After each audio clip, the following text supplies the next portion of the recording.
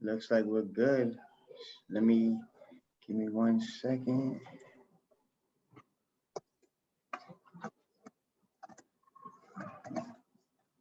Oh, there we go. Okay, finally. All the technical difficulties we were having yesterday. I know. I thought we'd never do it. Listen, we're here today. We're here today. So let me introduce my guest. I have an original YLO Minister of Information, Omar Lopez. I'll give the round of applause myself. I don't have the sound effects yet, but I give you the round of applause myself. Thank you. How's it going? How's everything? Okay, and all part to the people, Cacique Subi.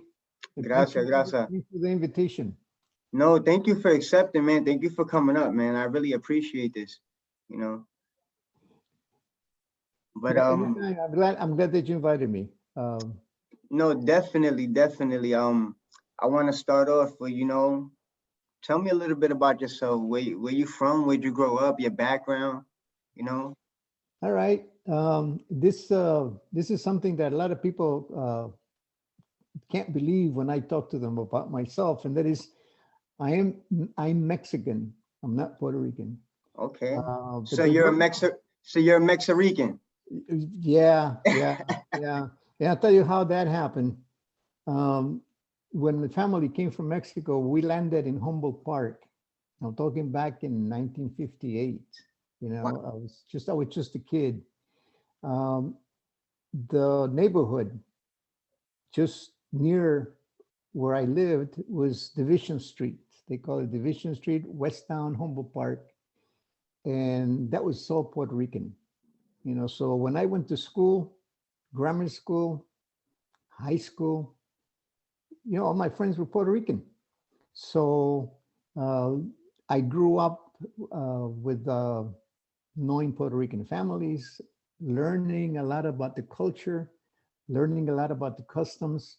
I loved them. I adopted them to the point where a lot of people think I'm Puerto Rican, and I feel good about that. I feel good about that because all of my life, and I think that what I am today and how I think today has a lot to do with the experience I had with like the families I had that came from the island. Those were the first contacts that I had with Puerto Ricans.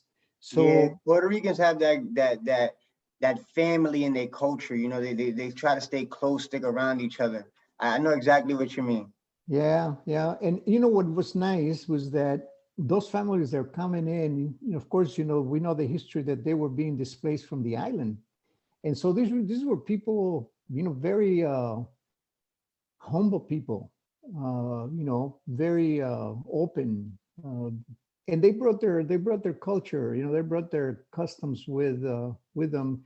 I remember I couldn't figure out how men used to walk around, going from one house to another one with a cuatro in the winter time, doing parrandas.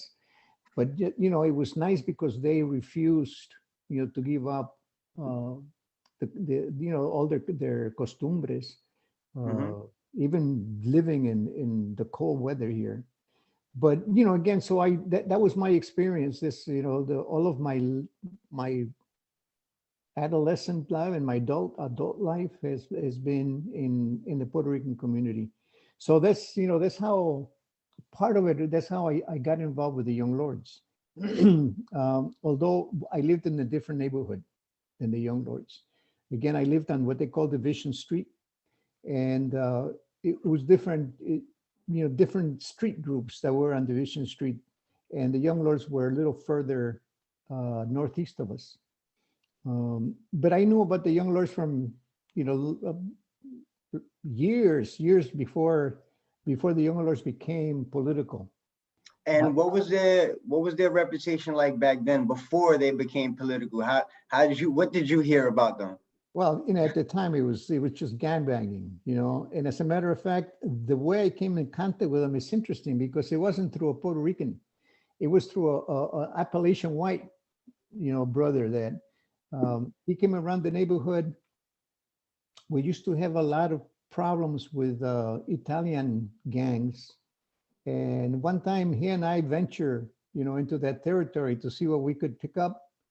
And of course we were chased out. And he says, no, man, come on, let's go get my friends. Who are your friends? The Young Lords, man. Let's go get the Young Lords. And that was when the Young Lords was still a gang. So yeah, we drove over to Lincoln Park and we looked for them. We couldn't find them, but that was my first when I became conscious of the existence of the Young Lords. So that I was pretty young then. One of the things that I experienced was the Puerto Rican riots in 1966. It was 3 days and 3 nights of rioting on the street. It was like a mile long. The police had to contend with young people. And it was because of all the harassment and the police brutality that was going on. So it was the young people, the ones that rebelled at the time. So that was another part of the experience that I had.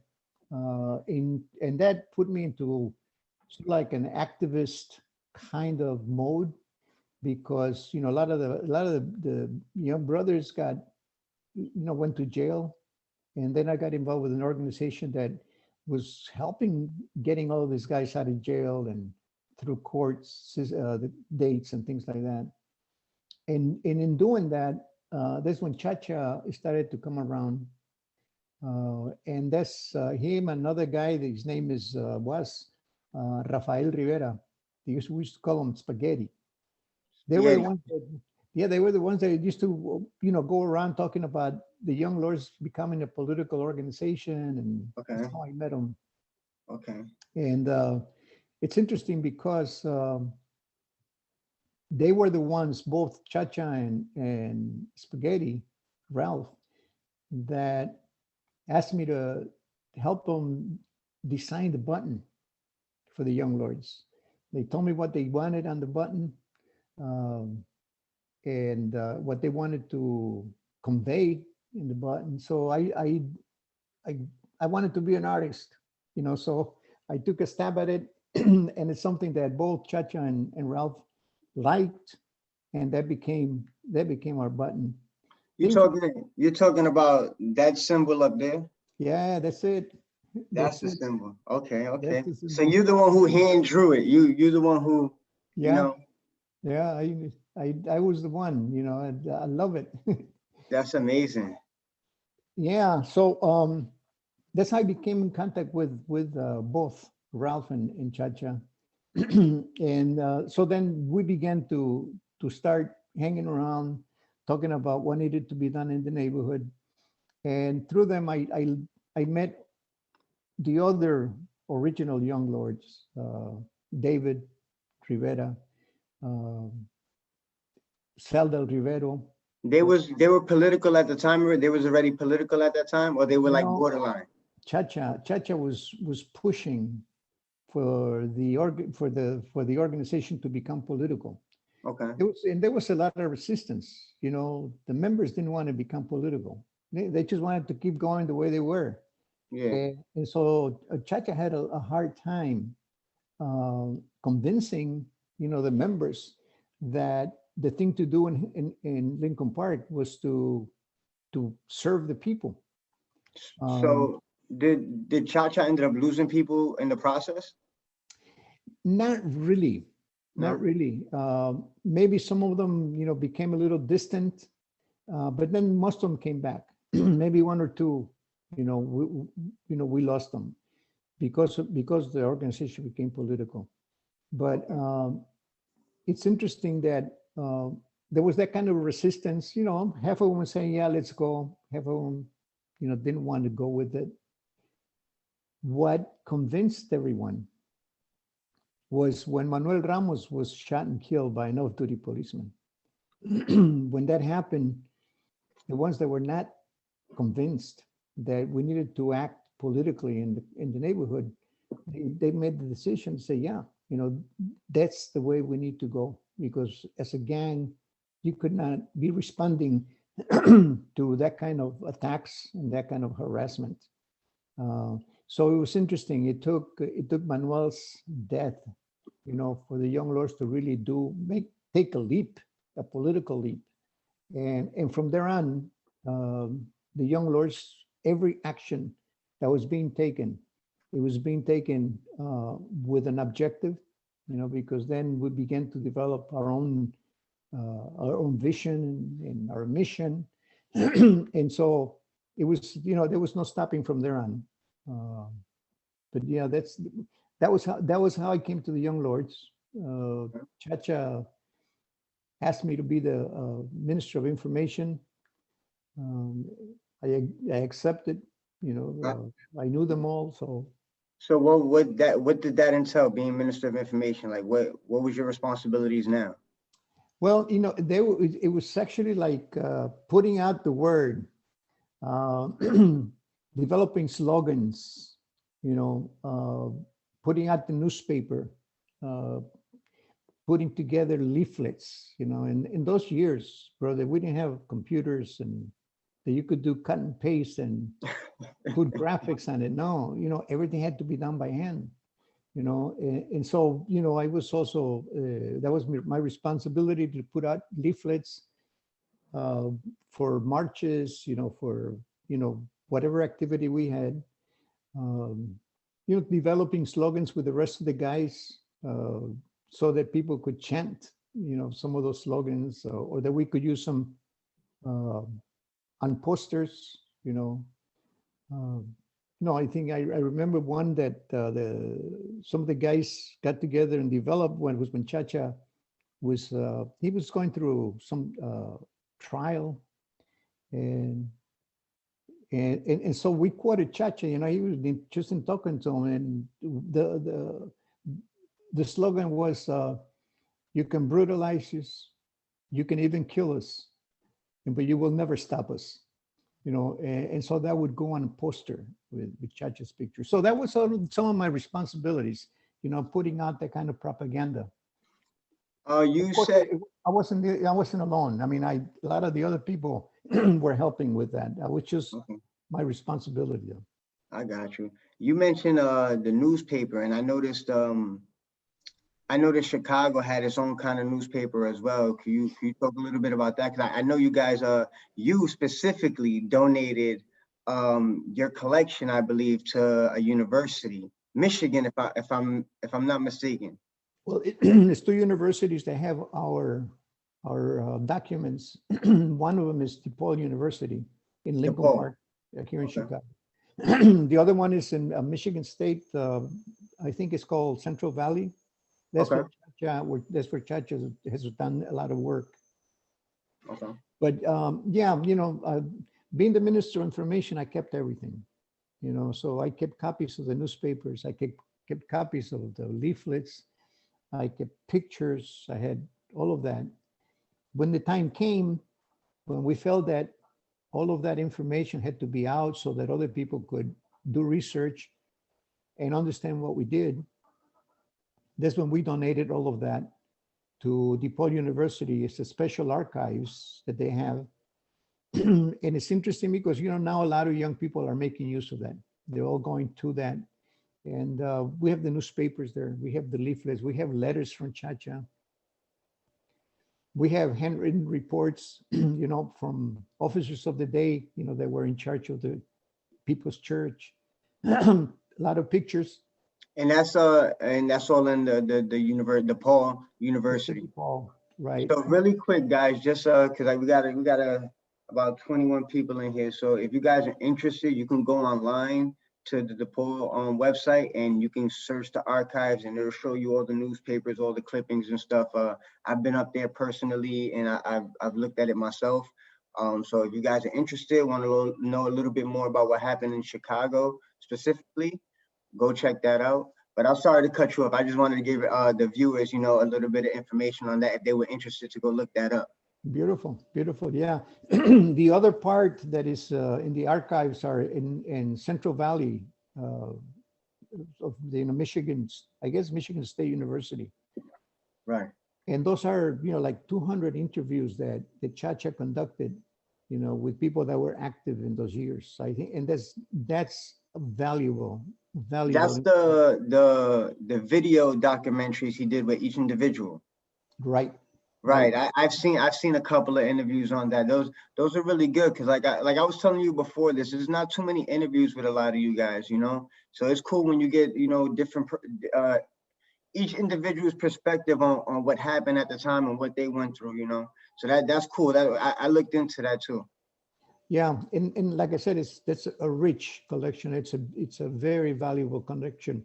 Anybody that is interested in doing like scholarly work on the young lords, that's probably where they can find a lot of good documentation. Um, but yeah, so then in terms of the Ministry of Information, that's what we did. We documented, we put out slogans. It was propaganda, brother. It was propaganda, but it was. Um, but it was very important to have that out. Okay, okay, okay. That's really cool. Um, I have another question. I came across a article saying that you guys, and I didn't get to talk about this with David last time David was here. Shout out to David Rivera too for the last interview. I appreciate it. And I definitely appreciate you linking me up with Omar because this wouldn't have happened without David. Thank you, David. But I heard you guys took over a precinct. Oh, yeah, that was one of the first activities. The See, what happened was that in all the actions that the young lords were taking, little by little, we began to realize that urban renewal was really the enemy. It Right. was urban renewal that was taking people out. And there were two things, like they had police, like the friendly cop, things like that. And then they had community meetings at the police station. Right. There was another group that was the group, I think it was called Lincoln Park Conservation Council, I think it was. They were the ones that made decision on what buildings were going to be done and what buildings came up. But this was one of the police, I think it was like police workshop, and we brought all the guys, that from the neighborhood uh, to this meeting, and So it wasn't just young lords. it would no, yeah, right, because it was a meeting, Okay. community meeting, and then we came in with our own demands, and they were making decisions also in those meetings, and said, no, wait a minute, you can't make decisions unless people participate. And It's a so, community meeting. right, and since they were used to not having this kind of confrontation, they wouldn't, they didn't think we were serious. So we just took over the meeting, in one way. Chacha also always puts it this way: is that the way that we could stop them from making decision was by just throwing furniture around. Uh, so the table was all over the place, chairs were all over the place, but that was the first expression of a community group that felt was not being heard. Right. So then from that point on, people began to take note that the young lords were not going to be taking their decisions laying down, and their decisions were about the neighborhood. Again, what families were being moved out, what buildings were being approved to be built in the community. So that was one of our things. In the process, this is interesting, in the process, we identify who was really responsible, because you have to go after somebody. So who's responsible? We found out that there were institutions in the neighborhood that were responsible. They were pushing for urban renewal, and that was a bank. It was called Aetna Bank. It was a hospital called Augustana Hospital. DePaul University was the other one. Wow. So we said, and then there was another one. It was McCormick Theological Seminary. These were the institutions that were really pushing for urban renewal. These were the institutions that wanted a change in that neighborhood, so that the properties would go up, So then we said, okay, no, those are the institutions we got to go after. Those are the ones. And that's how we began to take over some of the institutions. And a good example is the McCormick Theological Seminary takeover. Okay. Just know it as the McCormick takeover. McCormick Theological Seminary was really a slumlord. They had houses all around the neighborhood that belonged to that institution, and they were slums. I mean, they were really bad. And they had Puerto Rican families living in them. And we said, well, wait a minute, you're responsible for these conditions. You're responsible. And so that was some of the basis that we had to go after them. Those were some of the bases that we had to take over the building in McCormick Theological Seminary. And this was right after Brother Manuel Ramos was killed. So, everybody had realized that a lot of the things that happened to the members wouldn't have happened if these institutions were not pushing their line or pushing people out. So we took over McCormick Theological Seminary, and we had a whole series of demands. Most of the demands were met, but of course not without a fight. There were threats by the president of the seminary that police were going to come in and just take us out. We had a lot of help from the seminarians, progressive seminarians inside. So they told us how was the layout of the seminary. So we knew what was there. So when the seminary threatened to come and kick us out with the police, it says, you bring the police into the seminary, and we're going to move into the library, which was right next door to a building that we called it Manuel Ramos Memorial Building. Right next door was the library. Now, what is so valuable at the library? They had ancient collections, religious collection, books that were ancient on religion and the history of religion. They're invaluable. All kinds of religion? Christian, okay. Christian. So when we told them, okay, you come and try to kick us out, we're moving into the library. So of course they knew that library was not going to be the same after they kicked us out. Absolutely. So they thought about it, and they didn't bring the police in. That's when they decided to sit down and negotiate. And they had to negotiate not just with the young lords. It was the Poor People's Coalition. There were a lot of other organizations from the neighborhood that participated in the negotiations. But the whole takeover was led by the young lords, and we're the ones that came in, we took it over, and then the coalition came in, negotiated. But, going back to the police workshop, that was the very first expression of resistance against a structure, against an institution in the community on the part of the young lords. To feed off of that, just go back a little bit further, because Manuel Ramos, I know if people seen Judas and the Black Messiah, that was the funeral that the young lords was at, in the film. We've heard the story, but can you elaborate a little bit on exactly what happened to the brother? Yeah, this would happen, at that age, you party, and there was a birthday party at one of the houses of one of the original members of the Young Lords, was Orlando Davila. Okay. Apparently, of course, they must have been playing music, loud music, and the neighbor didn't like it. And the neighbor happened to be an off-duty policeman, and he came out, very threatening. Some of the guys came out on the front porch to check out what was going on, because he was making a big deal. And the ones that came out were Manuel Ramos, Ralph, Spaghetti, Sal, Orlando, So the guy, I suppose, he wasn't expecting a reaction from the young lords. And I guess he got a little nervous. He took out his gun and he shot at the group up in the porch. So, he hit two people. He hit Manuel and he hit Spaghetti. So hold on, they was up on the porch and he was down there and he shot from. Yeah, he was down on the street level, and the guys came out of into the street porch, because the stairs going up. Mm-hmm. Um, yeah, so that's what happened.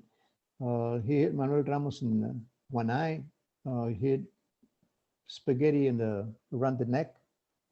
So so that's what it was. And again, this guy came, he went scot free. I was just about to ask, did anything happen to the officer? He went scot free. So you Wow. could tell even in those years, uh, there was no justice. There was no justice, and I think that those were some of the things that we realized that made us begin to take actions. And I told you, that was the incident that convinced all of the young lords that we needed to come together, become political, and take direct actions whenever we had to. Right. Right. That's heartbreaking, to be honest, to hear something like that, at a party or celebration, and then nothing happens. Like, that's really Yeah, heartbreaking.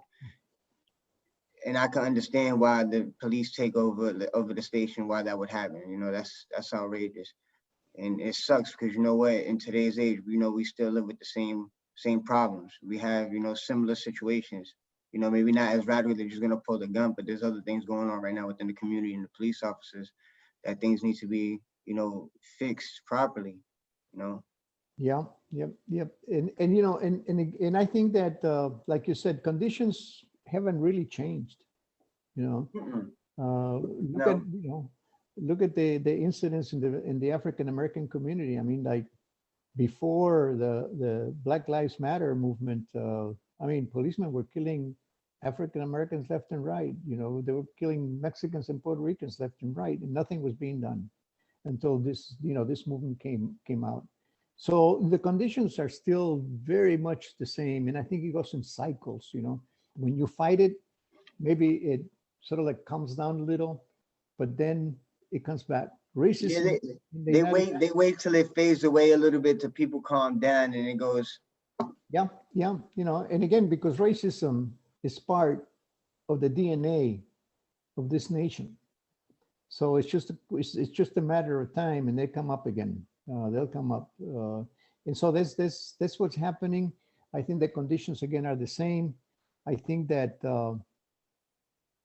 the fact that you guys are organizing and that you are doing several activations as you have done, it tells us, that the need is still there, you know, that and that there are people who are concerned and that are taking action, and that is the new era young lords.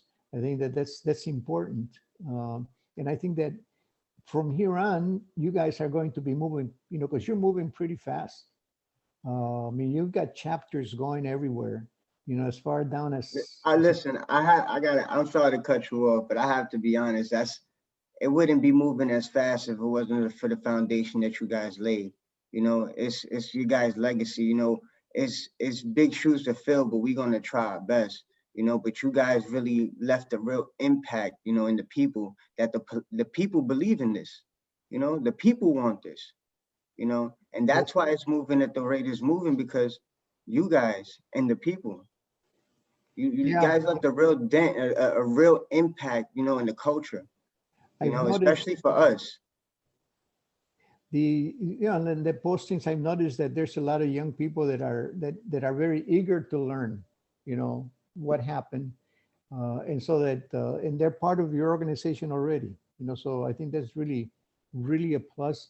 Again, my hats off to you guys, because you're organizing is not easy, you know, No, it's not. and it's not easy, and you being the leader, I'm sure you're going through the same things that we went through in terms of convincing people to do some work, to take responsibility, to be consistent, to be impeccable, in serving the people. It's not easy. So, I'm, I think I can speak for the rest of the young lords, from the original young lords that were still around, that we're really pleased, that you guys have picked up the banner, picked up the banner of really self-determination, for oppressed people, because that was one of the very first things that Chacha always pushed. He says, we are about self-determination, not just for Puerto Rican people, but all the other people that are under similar conditions, and let me go back a little bit about the origins of the Young Lords, because I think that's important, and that will explain to you why it was so easy for Chacha to say self-determination for all oppressed people. The Young Lords, the original Young Lords, were not all Puerto Rican. They were Puerto Rican, African American, and Mexican, and Appalachian whites. So it was, you had a variety of people, and they came together because they were going through the same problems in the same neighborhood. So that the Young Lords from the beginning were an internationalist organization. It wasn't on just one ethnic group. It embraced all of the young people that were in that neighborhood that were going through the same problems as the others. So I think that was important because then you see that within the organizations, it was very simple for us, for all of us, to be able to adapt, that vision of self-determination for all oppressed people. And so that counted not just Puerto Ricans in the island. It talked about Aztlán, from the Chicanos in the Southwest. It talked about Cuba. It included all of those. And it was easy for us to accept it because we understood it. And so from the beginning, the Young Lords were internationalists in that sense. And we understood that we had to have an ideology that would help us analyze and understand what was hitting us.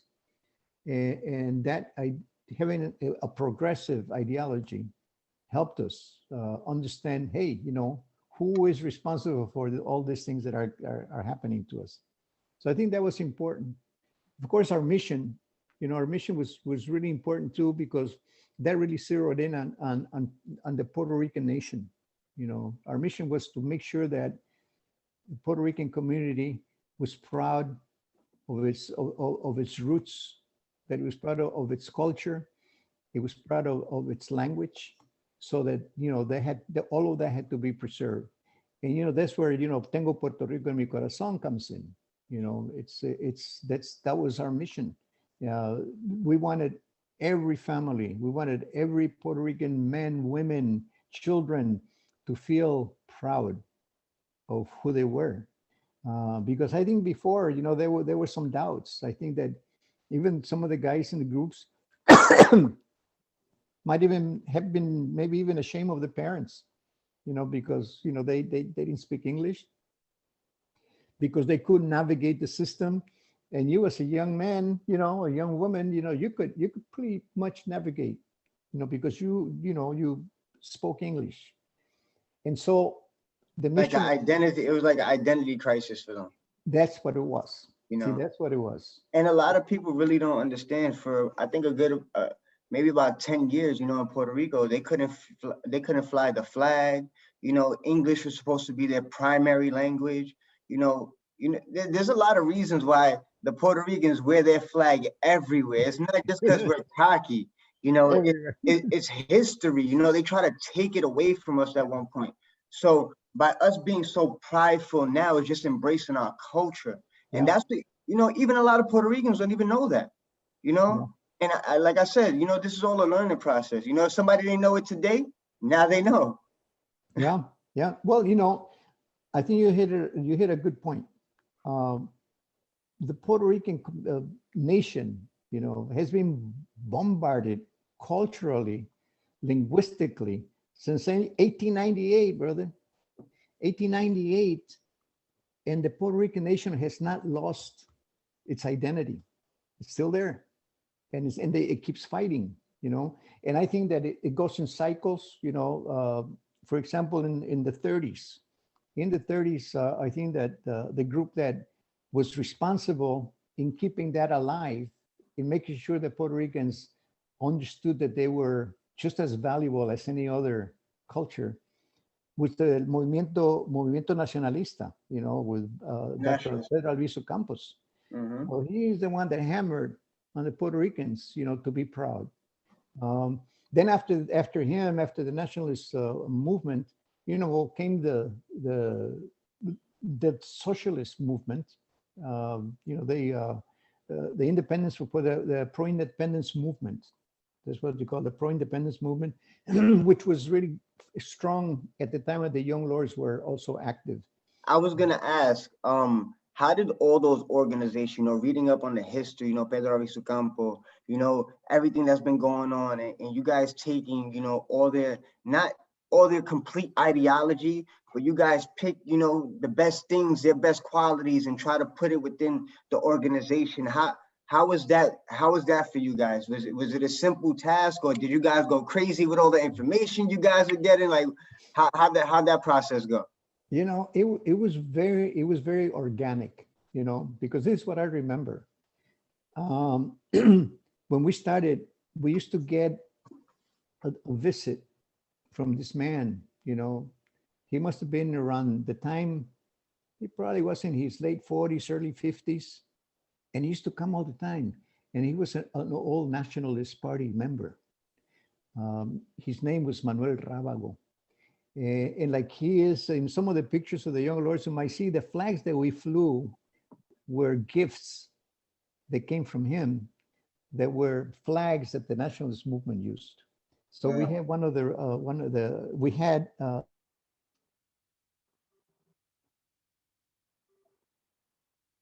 You're breaking up a little bit.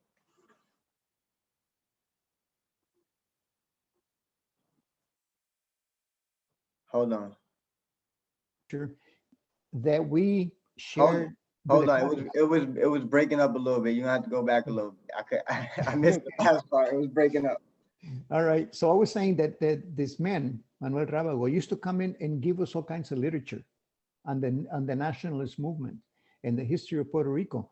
And we used to share that with the cadres, you know, because we had education modules for the young kids. You know, they had to come in and read this, and you have to go through this education. And so we used to share that. Okay. We had, let me just give you a little detail about Manuel Rábago. Okay. He, in the investigation on the shootout in Congress with Olita Lebron and the other nationalists, they were able to trace the arms to Chicago, and that was him. Wow. So he was really a very active person in the nationalist movement. So then after the nationalist movement comes the independent pro-independence movement. Right. With Juan Maribra, you know, with other, okay, this one wants to participate. With, you know, other leaders, independentistas from Puerto Rico. So they also, through them, we also got a lot of literature, and we shared it with the members also. So it wasn't a problem, because it was coming to them, you know, little by little. Of course, one of the things that were maybe a little hard was really the political education that we had to put our cadres through, where they had to read more political literature. You know, we read a lot of Mao Zedong. I wanted to ask, because how was it? First, did you have a degree at the time? Was you going into school still? Were you still in college? No, right? Now I did graduate from high school. No, okay, yeah, all right. No, I ask because I know, you know, especially down in Chicago, you know, it was started off in the streets. A lot of people wasn't going to school at the time, so to pick up that literature, to sit there and read that literature and stuff. How were the members? You know, how did they? That must have been a crazy culture shock for them. It was hard, brother. You know, because we used to give them, you know, like, for example, these are philosophical essays, brother. These are philosophical essays. Issue the essays from Mao Zedong, you know, on practice, on contradictions, you know, that they really help you analyze, you know, your situation, political situation. But some of these guys, you know, I mean, it wasn't easy. You know, I remember one of the brothers, he must have been about 16, you know. I mean, he had enough, you know. Come on, you know, you got to read Mao. You got to read Mao. You got to read my. Finally, he says, "Hey, man, I ain't Chinese. I don't have to read Mao." You know, that was his way of resisting, you know.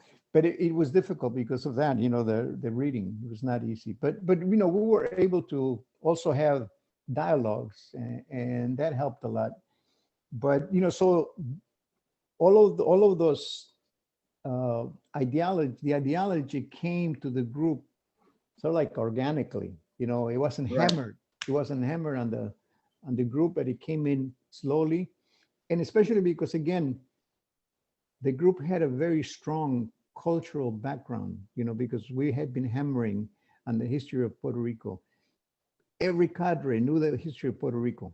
You ask right, him a question about Puerto Rico, and he could answer the question. And hey, when did they become citizens? Hey, 1917, you know, by the stroke of a pen, Puerto Ricans became citizens in 1917. I mean, they give you the whole history.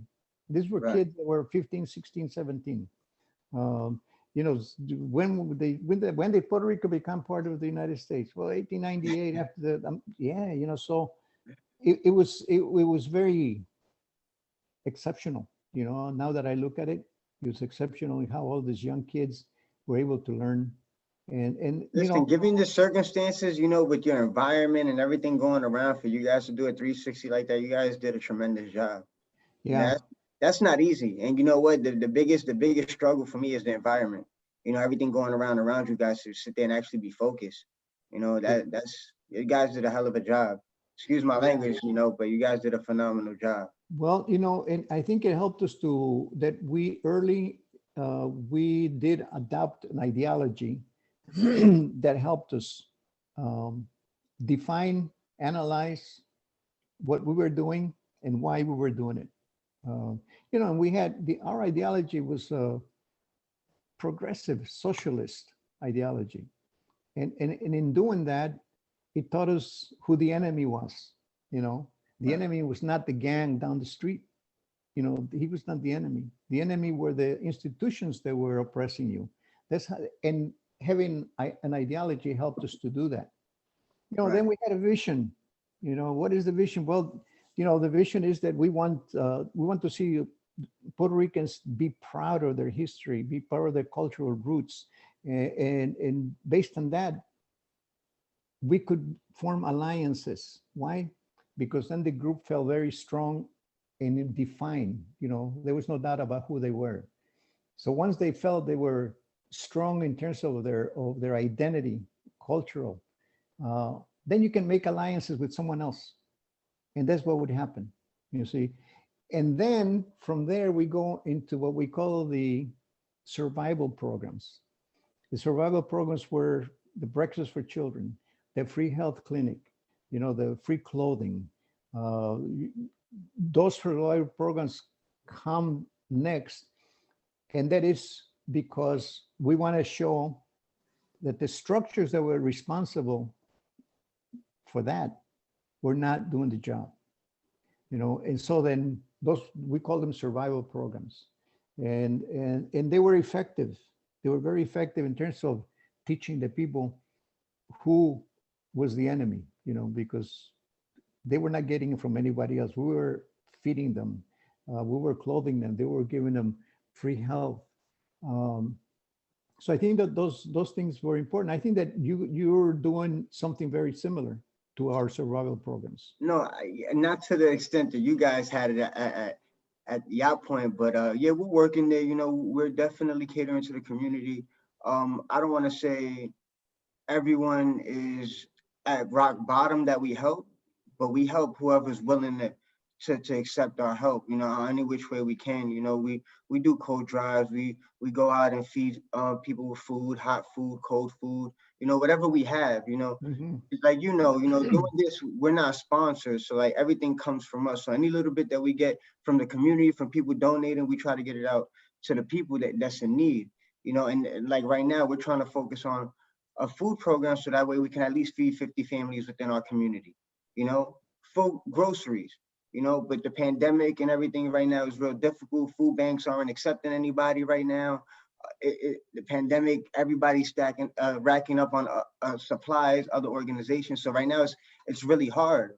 But just because it's really hard doesn't mean that the work doesn't need to be done. Right. So we still do what we can, even if it's the bare minimum. And that's what I tell everyone. It's consistency. It's not how big you do it. It's not how many people you got there.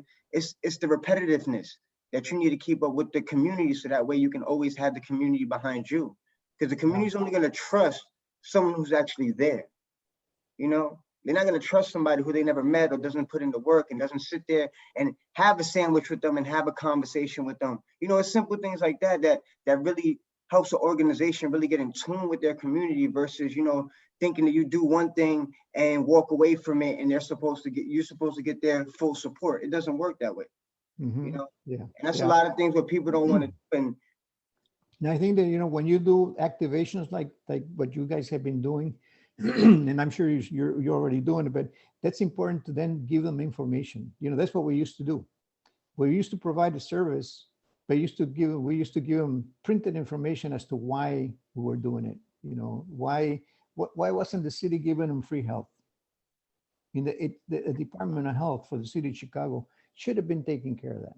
You know, so no, you know what? Even piggybacking off of that, you know, we took a little chapter out your guys' book. You know, we have pamphlets, you know, history on the Young Lords, a little bit about our organization, and also resources, you know, in their local area. You know, certain needs that they might need, or they may come across that they might need in the back of the pamphlet. And it doesn't necessarily need to come from us. We're supplying the resource. Even if the resource doesn't come from us, if I can get you the information to help you, then I'll do that.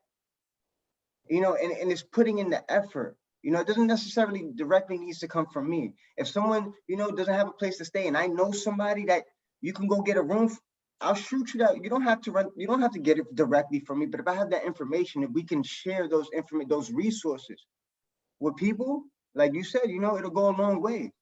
yeah. And it's simple things. It's simple. Those are things that don't even cost money.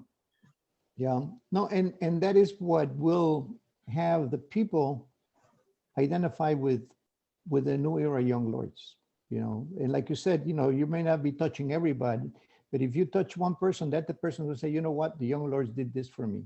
You know, I think that, you know, there's you know, I'm the director of a social service agency right now that we deal with HIV and AIDS, and I have a case manager there. You know, she's a contemporary. And the other day she was telling me that she lived in Lincoln Park. Wow. You know, and I said, well, you know, she lived there when we were there. And I said, well, did you ever hear about the Young Lords? He said, yeah, I remember the Young Lords, you know, because when my uncle passed away, the Young Lords came to the house and offered help. I didn't know that. You know, but you know, that kind of an act, you know, like the actions that you're taking is going to leave an impression on people, and they're going to identify with you. And then when you come out and do other activations, they'll be right there. They'll be there to support. You know, it's educating the community. It's raising awareness of you know, of the things that are going on. You know, it's how do we improve their lives?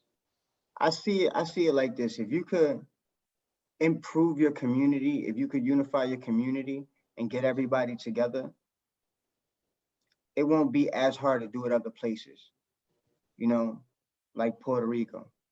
But you have to start here first. Yep. Because if you don't start in your community, how are you going to do something for somebody else? Yeah. It's impossible. You know, it's too much controversy in between. You can't work one without the other. True. How are you going to have an island depend on you when you go back home, all of y'all fighting amongst each other?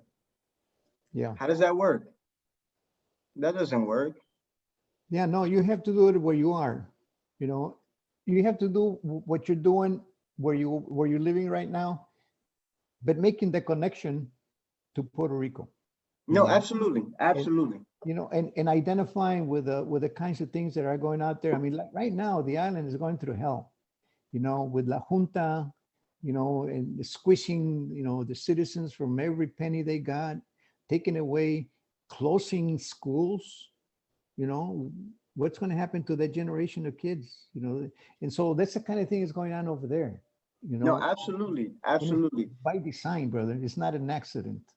It's by design. You know, and by design, I'm talking about the government officials are part of it. They're part of the problem.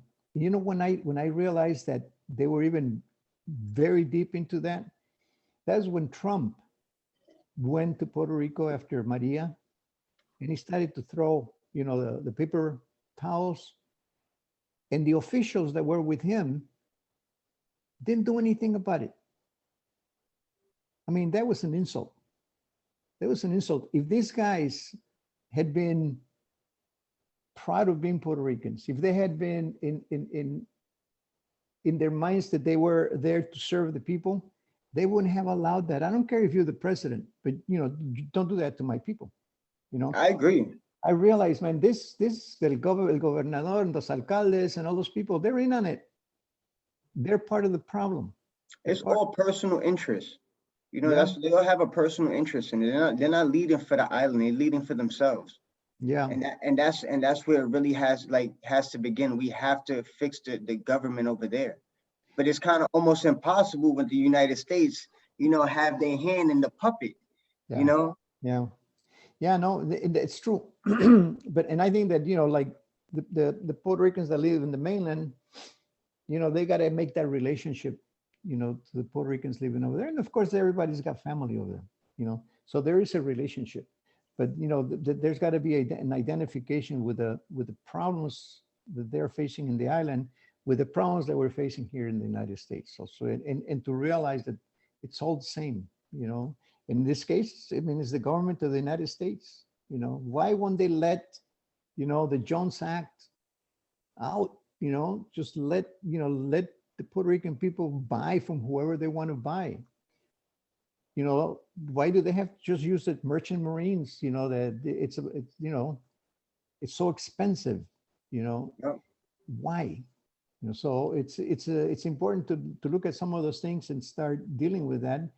Mainland Puerto Ricans have a big job, you know, because the Congress is here, people can vote here, and it's just that we've let all these elected officials off the hook.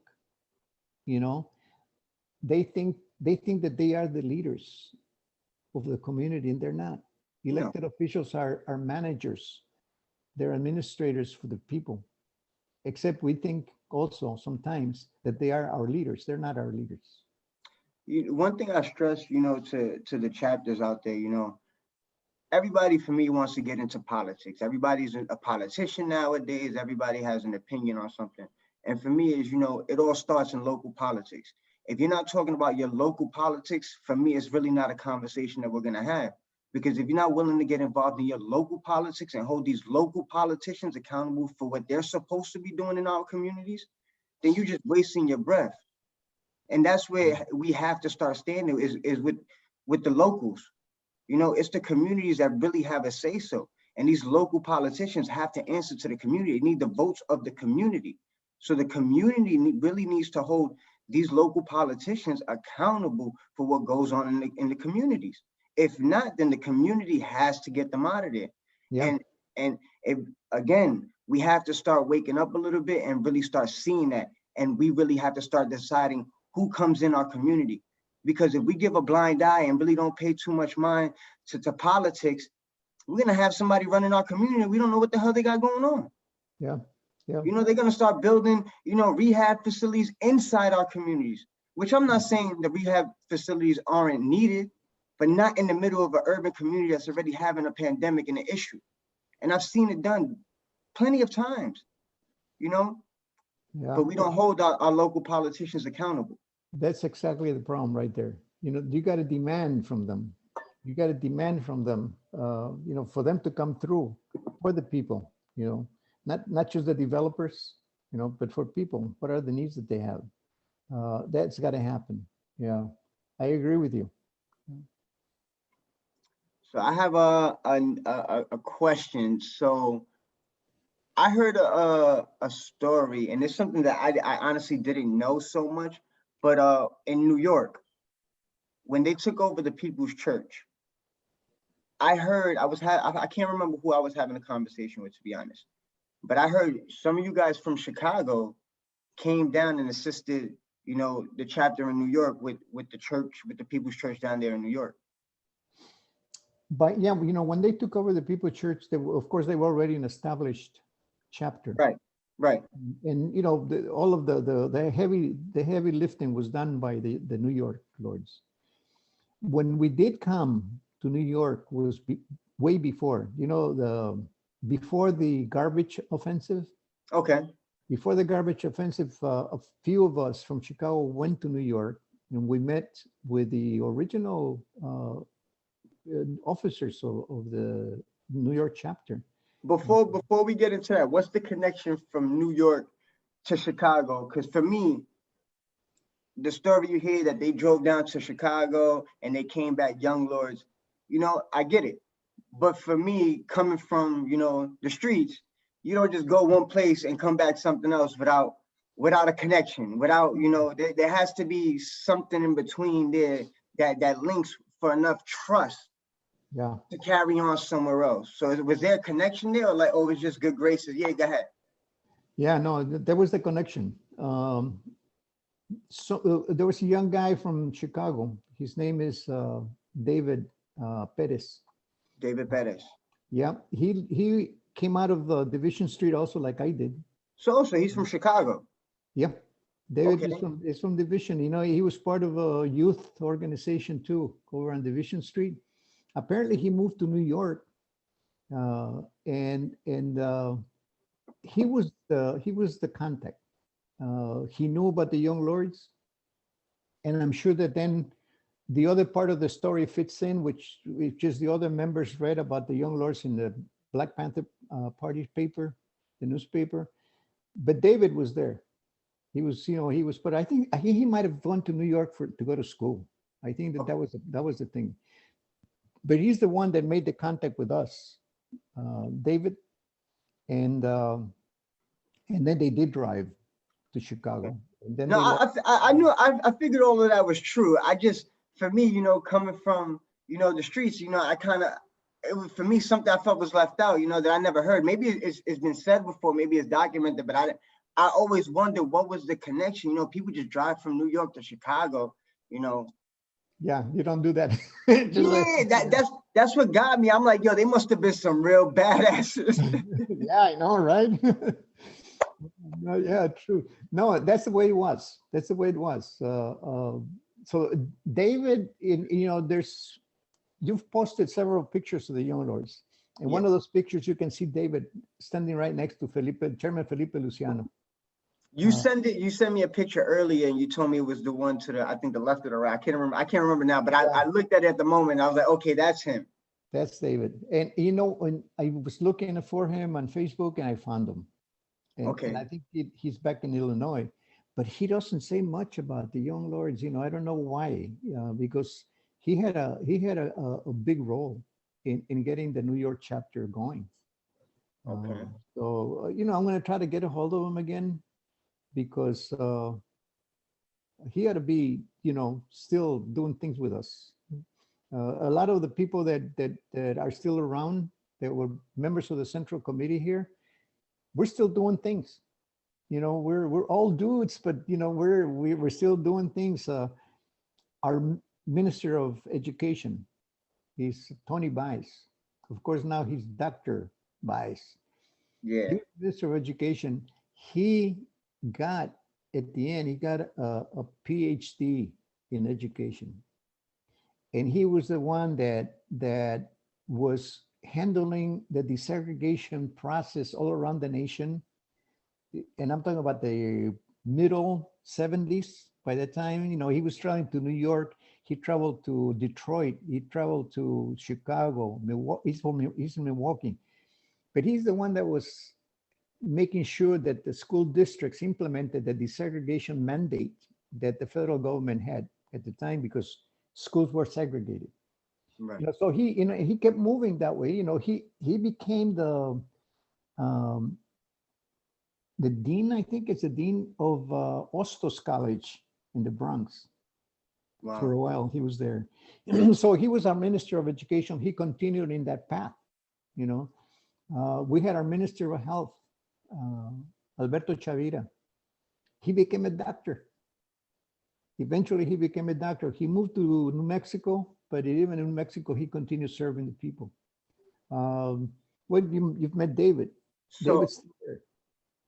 so I got a question, So how do you feel when, people say, the young lords are dead or the young lords died out in X, Y, and Z years? How do you feel personally, especially coming from Chicago where everything started? How do you feel personally when you hear people say that they done, like they don't exist no more, like just leave it alone? How do you feel? Well, I feel bad. I feel bad, but I feel good that I'm still being able to do things for the people. Right. Um, and we continue. We haven't stopped being young lords. We chose a path. When we were in the young lords, we chose a path, and we were right in there. Once the young lords were dismantled, by the government, each of us kept going in that path. Like I just mentioned, education, in health. I'm in social services. So Chacha, has done a good job at documenting. He always been the leader there. So we're still there. We're still there. And I tell you how I feel now. I feel really proud of the fact that new generations are beginning to say, "Hey, I want to know about the young lords." A lot of them, and as a matter of fact, uh, I now that I have the opportunity, I want to publicly acknowledge the work that Chacha has done. He has done a hell of a job in making sure that there is documentation for the younger generations to go into and understand the history of the young lords. He's done a hell of a job.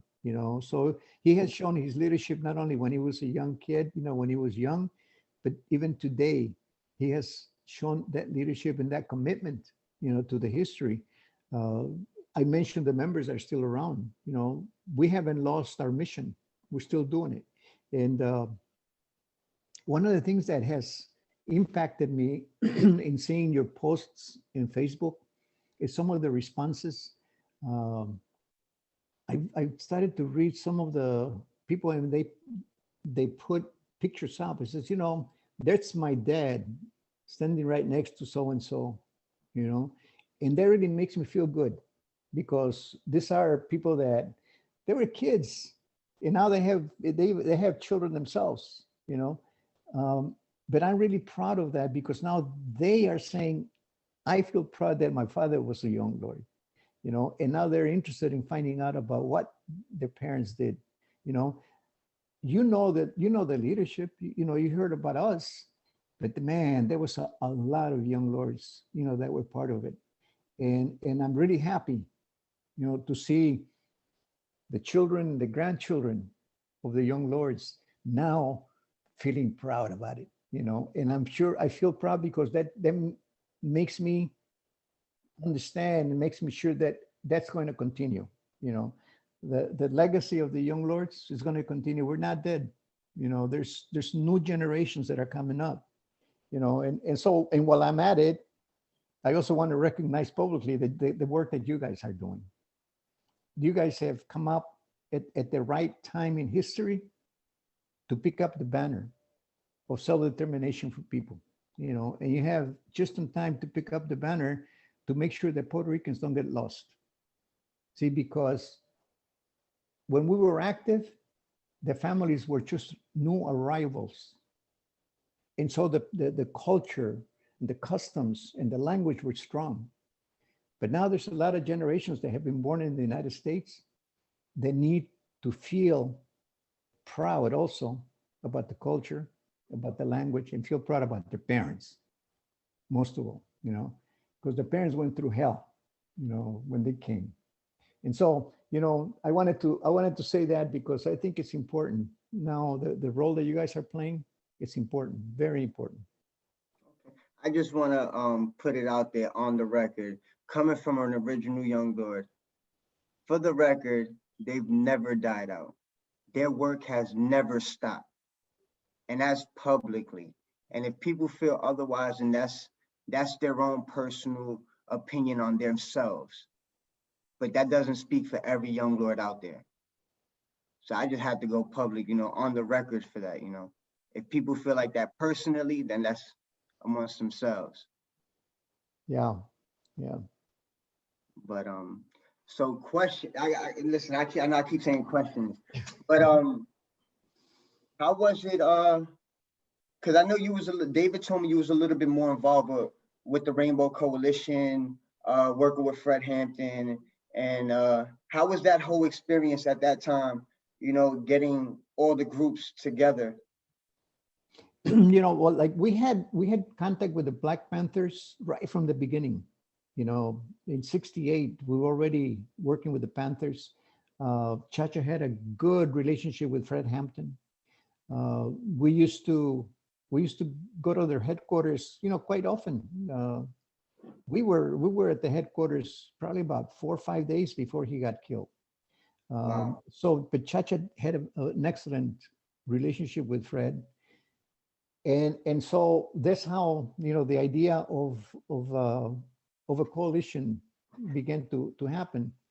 On the other hand, remember there were uh, the Students for a Democratic Society. There were students that left everything and they came into the neighborhoods to organize. They did a good job too. I mean, those guys really renounced, to comfort in a future, because they were not just anybody. They were from college and universities. They came into the neighborhoods. It happened that in Chicago, in an area called Uptown, that was the neighborhood for where all the Appalachian white families came when they were coming to Chicago. And so these guys moved in there and they started organizing in that area. So that's also how we also became in contact with the Young Patriots. The Young Patriots were just like the Young Lords, but they were Appalachian whites. Mhm. So then that kind of connection started to move, and Fred and Chacha began to meet with the Young Patriots. With Preacher Man was the leader, and the whole concept of the Rainbow Coalition began to take shape. One of the guys, one of the Panthers that was really instrumental in carrying out Chairman Fred's vision on the coalition was Bobby Lee. I Uh, believe. his name was Robert E. Lee. Yeah. Real. And so he was the one that really ushered the whole Rainbow Coalition into being. So yeah, we had meetings. Why? Because the whole idea at the time was to recruit other groups. In the Young Lords, and David as the field marshal, he did a lot of recruiting, talking to other gangs, and trying to politicize them and for them to join us. The Black Panthers were talking to the gangs in the African American community, the Disciples and the Black Pistol Nation, which are the biggest ones. Um, and so that's how the whole idea of the Rainbow Coalition came. Um, and once it was put together, it was a very powerful coalition, because nobody could even question that. It wasn't African American, it wasn't Puerto Rican. It had all. It had white, brown, black. That's what made it very powerful. And so they were present on a lot of actions. There was an organization in Humboldt Park called LADO, the Latin American Defense Organization. They came out of the Puerto Rican riots, and they had a lot of demonstrations against the welfare department that wouldn't provide services to the families just coming from Puerto Rico. The Panthers and the Lords used to be security, for all these families, for all these mothers and that were demanding assistance from the welfare department, and that was LADO, Latin American Defense. So there was all this kind of interaction with different ethnic groups. Those years were very, very special. They were very special. Today you have a different situation. You guys are going to have to deal with something that is entirely different. The racism is incredible. You know, you have to deal with that. Uh, Police brutality is the worst, you know, as it is now. You have to deal with that. Housing is not any better than it was 50 years ago. Listen, and even to touching on housing, and I love it out here in Connecticut. I'm in New Haven right now, and I like it. I like it a lot. I like the housing. It's not that bad, but when you driving through some of the, when you drive through Bridgeport, you drive through New Haven, and you get to the real like ghetto, you can still see it. Like the landlords don't really care. They really don't care, and it's bad. Because people have no real other options but to deal with the circumstances that they have right there in front of them. Yeah. And it's crazy. In New York, it's not much better, but out here, I'm in New York. I'm used to buildings, so I'm used to an apartment looking like crap. Okay, cool. We got bad plumbing, maybe a hole in the wall, maybe a couple of rats. Yeah. Over here, it's houses, so you got to take care of a house a lot more than you have to maintain an apartment building. There's a lot more things to it, And landlords here is really rough. It's really rough, and there's not a lot of minority landlord owners here. It's See, not. that's another problem. That's another problem. How do we make sure that our communities begin to accumulate wealth, you know, through their investment in properties? That's an issue. That's an issue. No, Uh, it is. It is. It is. And you know what? It's not too many opportunities given, for people in our community to have the opportunity to obtain land, or true. property. Yeah. And that makes it even more difficult. So it's like, okay, there's this vacant spot, you know, you can run a business, you can open up something, but you don't have the 1 month rent, 1 month security, you may not have the electric. So it's like, is it really set up for us to do it if we don't have no means? You know, Hmm. Yeah. it's difficult. It's like I It's said, it's difficult. yeah. Yeah. Now if we go back a little bit about when you ask about how I feel about the young lords, the work that we did then. A lot of people say, hey, you know what, you guys, young lords, you sacrificed, you did this and you did that, and what happened? What happened? A lot. Big question. Well, just one example. What happened? We used to have the free health clinics. What happened? The city decided to build neighborhood clinics. Right. First of all, they came down on our clinics. They found violations here, violations there. They were fighting us. But they began to put neighborhood clinics. That was a response to what we were doing. That was a response. Free breakfast for children. Now the kids can go to school and have breakfast in the schools. See, so a lot of the things that happen uh, and that we pressure for, they're a fact today. But people take it for granted that they're there. But they're there because at one point or another, people fought for them. You know, and so I feel good that yeah, maybe we didn't survive, as an organization, but what we did had an impact on what is going on today, on some of the social programs. So even speaking a little bit about, the programs you guys had. Can you tell me a little bit about your famous scene about the roofs being too high and the floors being too low? I think everybody has seen that on some snippet, some documentary. You're going in. I think it was for the daycare, if I'm not mistaken. And you were telling the news reporter, well, they're giving us violations because the ceiling's too high and the floors are too. How can you give a violation for the floor? And they did, they did. Now, see, the daycare center we were building in the basement. See, Right. and so the church, you had to go down. They had to go downstairs, to get to the bottom of the basement. And of course, this is a church, yeah. So the ceilings were pretty high. So the inspectors, they really, they really gave us violations for that, you know. The ceilings too high. Well, what do you want me to do? Bring the ceiling down? Then what is that going to do? Or the floor? but yeah, and those were the types of, that was the period when the city decided to fight us bureaucratically, when they began to find violations here, violations there, so so we couldn't develop the programs. The Department of Health started to come down on our free health clinic, things like that. They decided to fight us bureaucratically, but it worked. I mean, now this, like I said, the city had to build neighborhood clinics, and that was a result of that. Yeah, but yeah, the ceiling too high and the floors too low, it was real.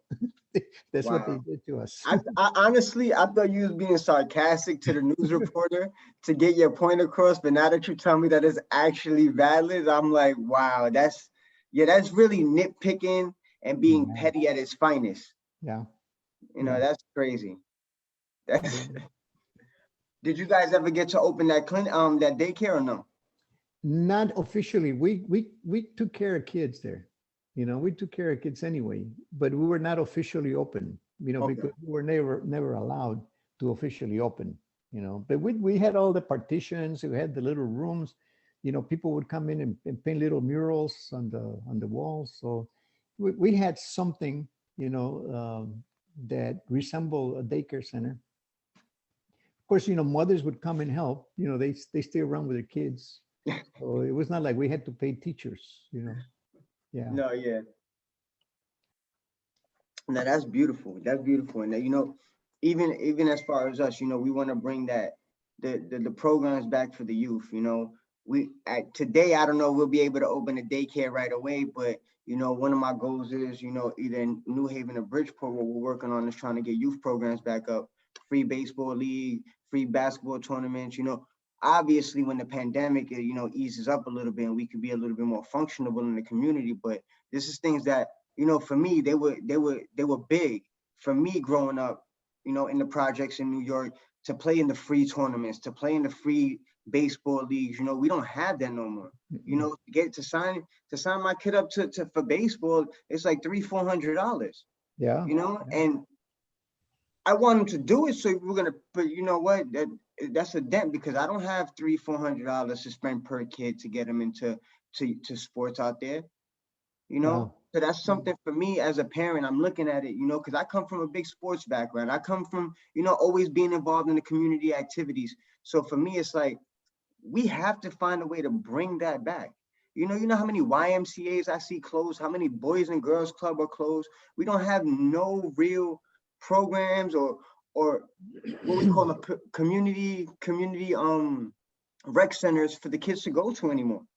you know Yeah. and Yeah. and it's sad because even here in Connecticut, how many schools are closed down, how many warehouses that are perfectly fine and just sitting there growing weeds. The city could take those things and turn them into something. You have groups out there that's willing to do the work. Hmm. And Yeah. again, like you said, that's fighting for it. That's things that we got to sit here and fight for. Yeah. And that's Yeah. going to be our biggest fight, is really fighting for the youth in the communities. And that's one of my main things, especially here in Connecticut, is pushing forward for these opportunities for the kids. Because you know what? If there ain't no future for me, there's a future for that one there. And that's exactly how I feel about it.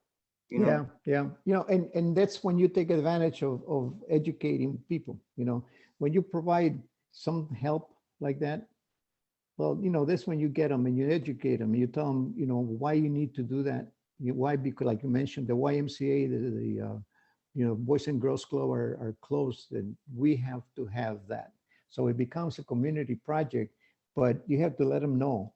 You know, you cannot allow them to think that they deserve that. Because, hey, come on, we'll pay for your registration. Yeah, let's pay for the registration, but let's explain to them why, we have to pay for the registration. How come before we were able to join all these kinds of sports programs in the parks, and I never paid. I never paid. And I played baseball, football, gymnastics, everything, and I don't remember paying a penny. You want to hear So something funny? I was actually really good in baseball, and I was very fortunate that the upper class baseball leagues would come recruit me to go play, and they'll pay for my league fee. You know, if I needed a glove, they get me a glove. You know, Very and I good. experienced stuff like that. You know, it's funny looking back at it now, but it's like, damn, I had to be good to get something free. Mhm. No, that's good. You had a good experience there. Yeah, I did. You know what? Like I Wow. said, when it came to sports, you know, I definitely, you know, that was a passion of mine. You know, and that's what like I say, even with my kids, you know, I push them as much as they want to go, but it's a passion for me for sports. You know, if they want to do it, we take it all the way. If they don't want to do it, I fall back. You know, kids are going to be kids, but I definitely could go all the way with the kids, and not just mine. You know, I've done volunteer coaching. You know, Mhm. I've done baseball programs. I've worked in New York. We have something called Beacon programs for like after school programs. So I worked 3 years in a Beacon program, running my own baseball program all year round to keep the kids who, because there's kids who prefer baseball over basketball and basketball over baseball, you know, and there's kids that play baseball and won't play basketball, and there's have kids that play basketball and won't play baseball. So to have, you know, kids who love baseball and only get to play when it's nice out, it's a drag. So Yeah. I was able to implement a baseball camp all year round where I run, you know, drills and things throughout the year in the gym, you know. And for me doing that, that really opens up, and it opens up my mind, like what we can actually do. You know, Hmm. it's something as simple as that could bring kids so much joy, you know, and take them out the streets. Yeah. Why not keep, you know, implementing more things that way? You Yeah. know, Yeah. We need to do that. We need to do that. no, But like I said, absolutely. you got to demand that from the system too. We can't let them off. We can't. No, no, no, not at all, not at all. But you know what makes them look bad? When you do their job Hmm. and then you rub it in their face. Yeah. No. Especially get those elected officials. No, Yeah. that's like I said, going back to what I said earlier, is, you know, it's a big thing when you get involved with your local politicians, because they Hmm. have to cater to the community. It's your job to hold them accountable, Yeah. you know. And That's right. I think we're gonna do a real good job, you know, holding them accountable. If we could really stick together and get the community together, the communities are going, you know, flourish a lot more than what it's doing now. You know, right now we're going through hard times. You know, this is almost worse than depression. You know, so Yeah. but Well, you're doing a good job. You're doing a good job. And I think that make an effort to make sure that the young people that they learn about the history of Puerto Rico, the culture. We've got to make sure that that they are proud, of all of that.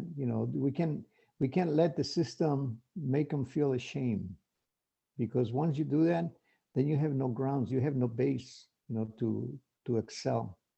But if you do a good job at doing that, making sure that they, if somehow or another, they got to speak Spanish too, because culture is transmitted through language, you know. So, and the system knows that. If they take away your language, like they did to a lot of ethnic groups, then they got you. they take away at the same time they're taking away your culture. You That's know, it. and you take That's away it. culture, you take away identity. Yeah. And if you explain that to the kids, to the young people, and then you tell them, we've been getting bombarded culturally, linguistically since 1898, and we're still here. And you go to Puerto Rico and everybody speaks Spanish. That's something. That's something. The Puerto Rican nation is a fighter, and they're going to have a hard time ever trying to, they may want to make it a state or something, but the Puerto Rican nation, brother, it's strong. It's We're strong. It's very prideful. We're very prideful, and I feel like, you know, Puerto Ricans are very prideful because, you know, the things we went through. You yeah, know, as a people. You know, from yeah. all the things on the island and going through the struggles we go through. You know, people don't think. You know, some people don't believe, you know, what happened to your ancestors, you know, don't affect you physically and mentally. And I feel like, you know, certain things are passed over. Not everything, but, you know, certain emotions, certain things are passed over through life experiences, you know. And a lot of people don't understand, you deal with a lot of trauma from within, you know. So I feel like, you know, understanding a little bit more could really help a person. Hmm. So Absolutely. Yeah. But that's like I said, that's deep. You know, that's going into deep stuff there. Yeah, yeah. But that's the young lords, brother. That's the because that's the vision that we had. You know, that's the vision that we had, and that's what you got. That's what you got with you now. Listen, I got what I got now because of what you guys left, the foundation you guys left. All we did was just pick up what you did, what you guys left behind. You know, we can't jump right into your shoes, you know, and literally pick up where you guys left off. But you guys left the foundation behind. And that's where we're picking up the foundation and we're gonna work it moving forward. Cause like you and all the rest of the elders tell me, it's similar struggles, but not the same exact fight. You know, we have certain privileges now that we didn't have then. You know, we have other obstacles that we do have to face, you know, that's just as important and just as severe as things that you guys were dealing with. That's why I say it's not the same fight, but it's the same struggle. Exit. Yeah, that's it. That's a good way of putting it. That's it. Yeah. You know, and I hope that once all this pandemic is over, I would love to come and visit you guys in New York, Connecticut. You know, meet some of your members. You know, brother Lobo. I know I spoke to him yesterday. Yeah, I think he's watching now. I think he's somewhere there watching. Yeah, and I also the only other person I was in touch with from over there was Nicole. Yes, Nicole. Yes, she's Yeah. down in New York. Yeah, you Yeah. know, so you know, I at some point I would love to come out and spend some time with you guys. Yeah, listen, my home is always open, you know. Um, whenever, like you said, when the pandemic slows down, I had the honor to going down to Florida and I surprised David for his birthday a couple of months ago where his granddaughter set it up and I Oh, that's surprised nice. the hell out of him and he was like you know, and then he came up here for Christmas. He actually spent the week with me, which was, you know, awesome. You know, we got to share a lot of stories. You know, we got to talk a lot about what he did, what he went through, what you guys did as a collective and as individuals. You know, that's how I know a lot of stories about, you know, you guys. You know, before I spoke to you, you know, I knew a lot more than what I was supposed to know because, you know, I had conversations with David, but it's all, you know, giving you guys your props, you know. And that's one thing I can honestly say, you know, I really appreciate from David. He gives people, you know, their credit when it's due, and he really, you know, appreciates all you guys and he admires all you guys. And I think I really like that bond that you guys have, that you really can admire one another and give each other, you know, your kudos without feeling less than. Because I think that's a problem that not just men, that people have in general, is telling someone else, yo, Yeah, yeah, you're doing a yeah. hell of a job. You know, you're good. I appreciate you, you know. And I think, you know, like I said, we learn every day. We can even learn from that. If we could Yeah, start complimenting one another, you know, and leading by example, man. Do you know what that brings you together? You know, that's a absolutely, bond, you know. absolutely. So like I said, you know, I learned a lot from you guys. You know, I've had several conversations with you. You know, we done spoke. You know, this interview was definitely a good interview. You know, and I appreciate reaching out to all you guys and then getting a response back. Because like I told David, I really want to bridge the gap, you know, between the elders and the youth. Well, I ain't young, but you know what I mean. You know, because there's definitely a gap there, and there's definitely separation where we can, us as youth, can gain more knowledge by having conversations with you guys and embracing one another versus discarding one another. Hmm. You know, and like I told David, it's very important to me to get the whole young lord story out. It's not just about New York, it's not just about Chicago, it's not just about Connecticut, it's not just about Philadelphia. You guys did work collectively, nationally, and that's the story I want the national story, because people don't know how big your guys story is, and it's bigger than a chapter in a state. You guys as a whole have accomplished more than anybody could ever imagine. And that's, you know, my goal with doing these interviews is really bringing the story and perspective from the individuals. Because like I told you earlier, you know, you can categorize accomplishments for the organization as, you know, as much as you can in a category. But when you start talking to individuals and you start talking to them about their inputs, the things they did, you know, it's not really the same conversation. It's a little bit more lengthy than you can just say, oh yeah, we did X, Y, and Z, and that's the end of the conversation. But when I can speak to a person that was involved in X, Y, and Z, and he had to do X, Y, and Z, and this is how he's seen it and the things he went through. For me, I prefer that story right now because I want to know what you guys went through. Because this is about you guys. You guys made the organization what the organization is. You guys made the Young Lords what Young Lords turned out to be. So the most important thing for me is getting your truth. Yeah, you know, and I'm glad that you've gotten in touch with David. You know, David, as a I didn't few, do that. And we talk. Listen, and I can't let it out too much on this interview because you know one day me and Cha Cha is gonna sit down and have his interview and then we can talk about, you know, the first conversation me and him had. And when Omar says, you know, he's been a leader all this time, yes, because he did not call me like he was his age. He called me, you know, what are you doing? Who are you? But we're not gonna talk about that now. We're not gonna that is left for Cha Cha's interview. You know, that's for him and me to speak on it, you know, publicly. But after that, you know, like I said, he really I don't I'm not as old to know how serious he took it then. But in my eyes, he takes it as serious now as he did then when it comes to the organization. And I know Yeah. Young is deeply in his heart and always will be in his heart because he still holds that personally. And I know from conversations that I had with him, he holds it personally. Oh yeah, oh yeah. I can imagine what he said to you. You know what he or his questions. I No, feel. it was more questioning. It wasn't, you know, and again, and it's not to paint a angry picture of Cha Cha. No, he was just upfront and as upfront as he could be, and finding out, just making sure we wasn't, you know, trying to profit off the work you guys did. You know, that's basically what the conversation was, and you know, like I've told everyone, I've told David repeatedly, you know, my thing is not to make profit off anything. You know, that's why we turned it into a nonprofit organization so it can everything go back into the community. Everything is countable. You know, I don't want to make nothing off of it. I don't sell merchandise. And if I do sell merchandise, it goes straight into the organization. And if I do sell merchandise that has anything to do with your first call is to you guys. First call is to Cha Cha. Then whoever else I got to talk to.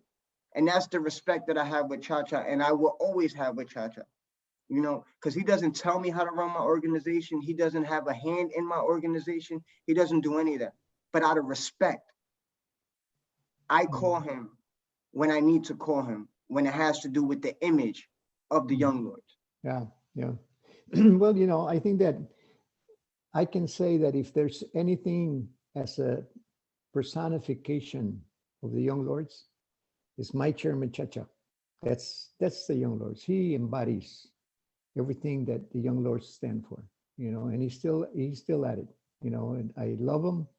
I admire him. Yeah. No, absolutely. Listen, he is a natural born leader. He definitely is, you know. And like I said, I know he holds this dearly to his heart. So everything I do is out of respect for all you guys.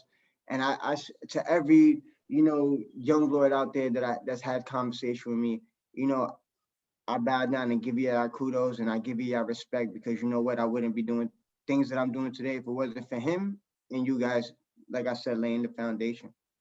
Because it's important to me, believe it or not, your guys' opinion. You know, I can't please everybody, but it's important to me on how you guys view what I'm doing. Not just me, the whole organization. Mhm. So Well, that was a good dialogue here, huh? yeah, let me see how long we was on here. We was on here about a good hour and 40 minutes. It was beautiful. Yeah, yeah. You got anything you wanna throw out there before we close it out? I guess the only thing that I would like to just emphasize, you know, for your members, you know, and your future members, is that you have to embrace a vision vision of the young lords, you know, and in embracing that vision, your job is to embrace, you know, the self-determination for all nations, self-determination for Puerto Ricans, self-determination for other groups that are oppressed, just like we are.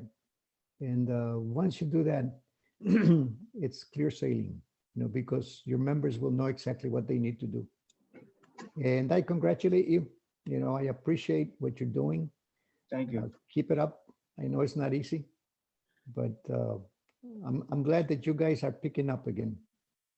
Listen, I'll tell you this much. No, first of all, thank you. I appreciate that. But I'll tell you this much, you know, the second conversation I had with David, you know, he asked me, he said, "Yo, Suby, do you know what you're getting yourself into?" I said, "No, but I'm going to try." And trust me, it has been a bumpy road, but I manage. And I manage because this is something that I want to do. Great. Good. But yeah, so I guess we'll close it out. I thank you and I appreciate you for giving me the opportunity to have this interview with you. It's a pleasure. It's a pleasure. Thank you for the invitation. No, not a problem. I'm gonna, you know, see if I can get you up here. Maybe we do a duo or a trio with you, David, and Tony. But I'm gonna call Tony first because I got his number. I'm gonna try to get an interview with him. See if I can sweet talk him into letting me interview him, and then have the trio up here. You know, all three of you guys. I'll do it. I'll do it. I'll be happy to. All right, cool. I'm gonna hold you to that one. Yeah. All right, so listen, I appreciate all the viewers for watching, sticking with us. I appreciate you guys. I hope this was a good learning experience for all of you. I hope it was a lot of information, you know, was valuable to you guys. Stay tuned. All power to the people. Pa'lante, and love everybody. Love you guys. Peace.